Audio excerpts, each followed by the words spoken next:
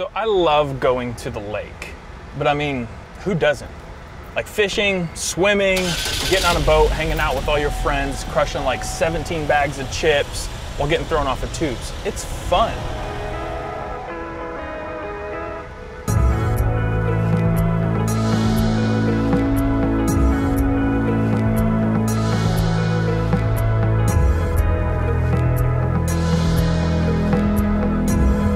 We're headed to the lake today, not to get on a boat and go tubing, but because I can't stop thinking about Mark chapter 4.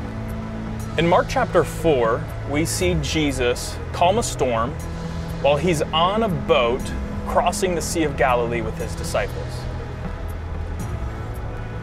Now, we're in Oklahoma, so we can't exactly go to the Sea of Galilee, but the thing about the Sea of Galilee is that it's not even really a sea, it's a lake.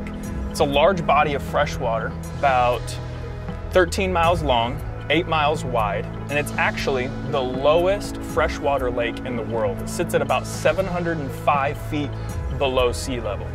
And so because it's so low, it is subject to violent downdrifts and sudden storms. And in Mark chapter 4, Jesus and his disciples get caught in one of those storms. So Jesus has just spent all day teaching, and when he finishes, he looks at his disciples and he says in verse 35, "Let us go across to the other side of the lake." Now that phrase fascinates me because of what we know comes next. We know that Jesus and the disciples get in the boat, they cast out into the lake, and on their way to the other side of the lake, they get caught in a storm.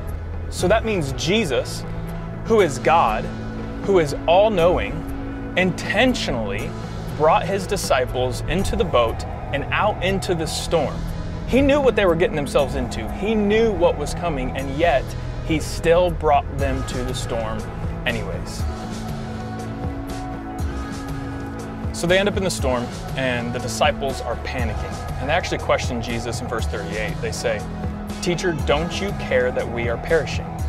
Like they think that they're about to die in this moment. But what did Jesus just get done telling them? Let us go across to the other side. Not let's try to get to the other side, or let's just go out to the lake and see what happens, but let us go across to the other side. In that phrase, Jesus has already promised his disciples that they're gonna make it. That they don't have to worry, they don't have to be afraid, they don't have to panic when that storm hits, because Jesus has already promised them that they're gonna make it to the other side.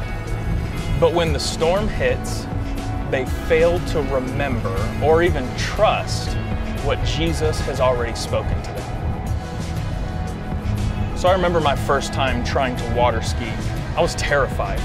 I've been tubing a million times, but never water skiing. And so the guys that I was with, they give me kind of a crash course on some information that I need, things that I need to know, and how to be able to do this. And so I feel pretty confident going in. So I put the skis on, and I get in the water, and I go out to the rope, and I grab hold of the rope, and I give the boat a thumbs up. And the moment that boat revs its engine, I panic. And all the information that these guys have just given me goes flying out of my brain, and I come up out of the water and face plant right back into the water. See, when it came down to it and things started happening, I had forgotten the important information that was spoken to me. I think it's easy and even understandable for us when we find ourselves in a stormy season to forget what God has spoken, to forget what he has already said, to forget what he has promised us, and to even begin to be like the disciples and to question God. God, don't you care? God, don't you care that my marriage is struggling? Don't you care that my kids are walking through some difficult things right now? God, don't you care that I'm battling this addiction?